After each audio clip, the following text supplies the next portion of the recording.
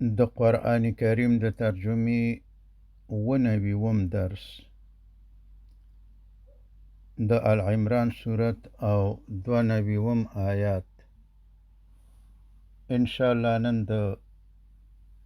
څلورمې سپارې اول آیات شروع کیږي. اعوذ بالله من الشیطان الرجیم بسم الله الرحمن الرحیم. الله تعالی فرمای لن تنالو تاسو به هیڅ کله حاصل نه کوي البر نیکی حتی تر هغې پورې تنفقو چې تاسو مصرف کوي د الله د رضا دپاره مما د هغه څه نه د هغه مال نه تحبونه چې تاسو یې خوښوئ وما تنفقو او هغه څه چې تاسو یې مصرفوئ من شیء د یو شي نه فإن نو بېشکه الله تعالی به په هغه شي باندې علیم عالم دی. الله ته معلوم دی، الله پوه دی چې تاسو کوم مال مصرفوئ. آیا کوم مال چې ستاسو په خپله خوښیږي هغه مصرفوئ او که ستاسو نه خوښیږي او پیتنګ یې هغه مصرفوئ. د الله نه یوه خبره هم پټه نه ده. اوس دا آیات مبارک چې دی دا اصل کې د یهودیانو د یو اعتراض جواب دی. کلن ټول الطعام خوراکي شیان چې په شریعت محمدي کې حلال دي کانا وو حلن حلال لبني اولاد تا اسرائیل د یعقوب علیه السلام. یعنی کم خوراکی شیان چې زمونږ په دین کې حلال دي دا ټول یهودیانو ته حلالو الا مگر ما هغه څه حرمه چې حرام کړي وو بند کړي وو اسرائیلو یعقوب علیه السلام علی نفسه په خپل ځان باندې من قبل مخکې د ان تنزل نازلېدلو التوراتو د تورات څخه. یعنی یهودیانو په نبی علیه السلام اعتراض وکړو چې ته څنګه وایې چې زه د ابراهیم علیه السلام او یعقوب علیه السلام په دین یم، حال دا چې د ابراهیم او یعقوب علیه السلام حال دا چې د ابراهیم او یعقوب علیهم السلام په دین کې خو د اوښانو غوښې او شوده حرامو او ته حلال ګڼي.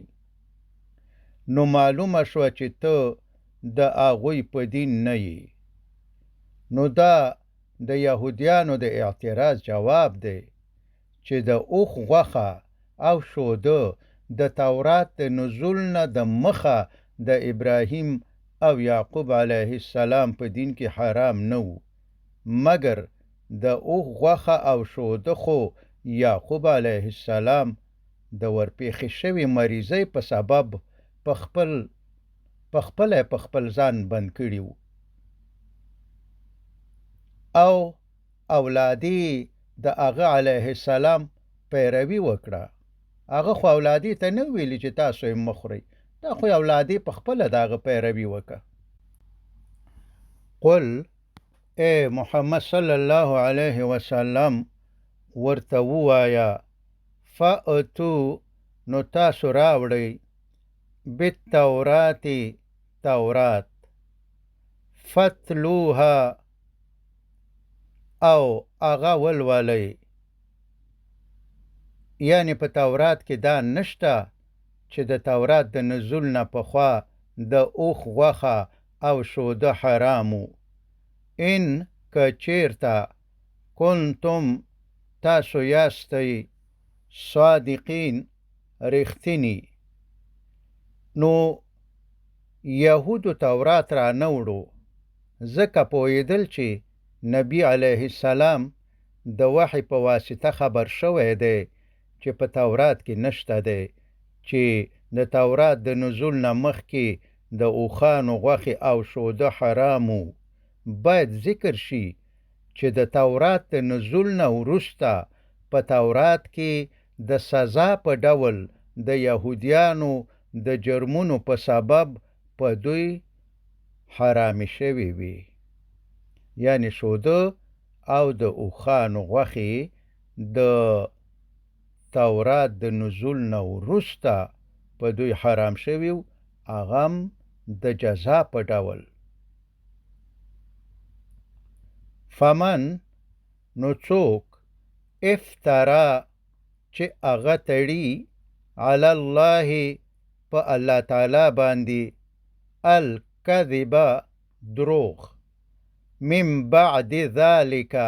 ورسته د دینه فاولئک نو دغه خلق هم دوی الظالمون ظالمان دي قل ووایا اے محمد صلی الله علیه وسلم صدقه رښتیا ویلی دي الله تعالی فاتبعوا نو تاسو پیروي وکئ ملت ابراهیم د ابراهیم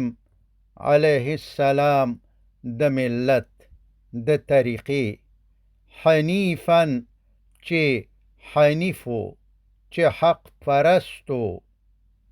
مشرک نو وما کان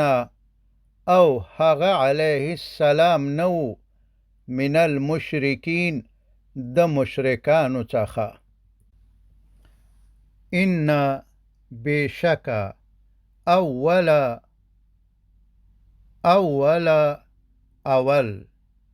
بیت کور یعنی د الله تعالی کور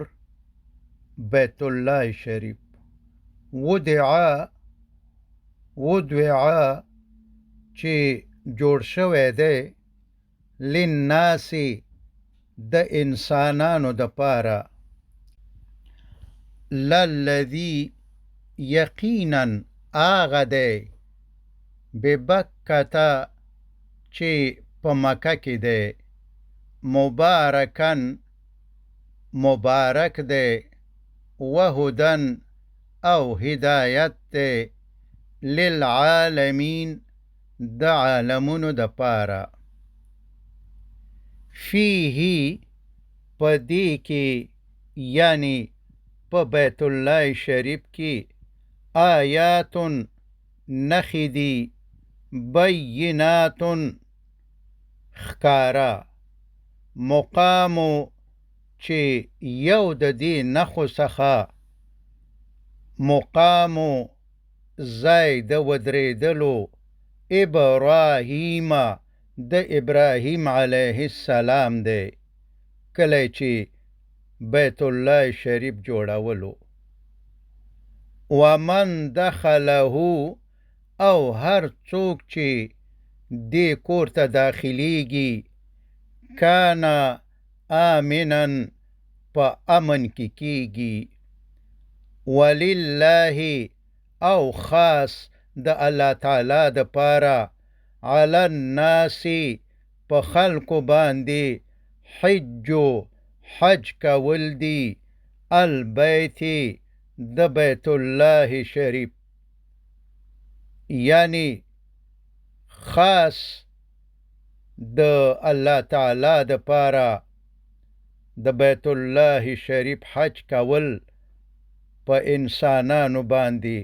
فرض دي. من خو په هغه چا باندې څوک استطاع چې طاقت لري الیه هغه ته یعنی بیت الله شریف ته سبیلا د لارې د تللو ومن او هر څوک کفره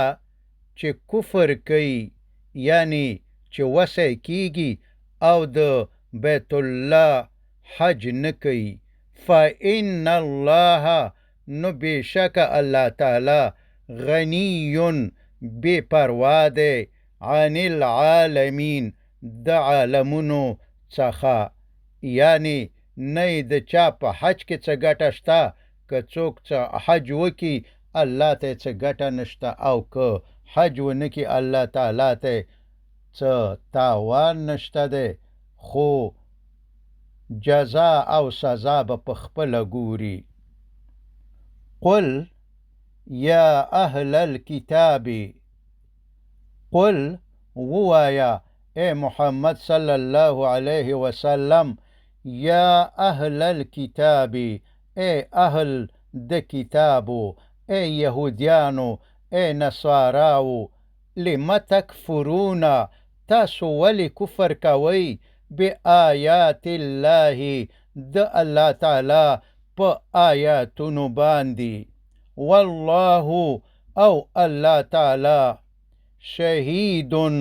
شاهد دی علی ما په هغه څه باندې تعملون چې تاسو یې کوئ. وصلی الله تعالی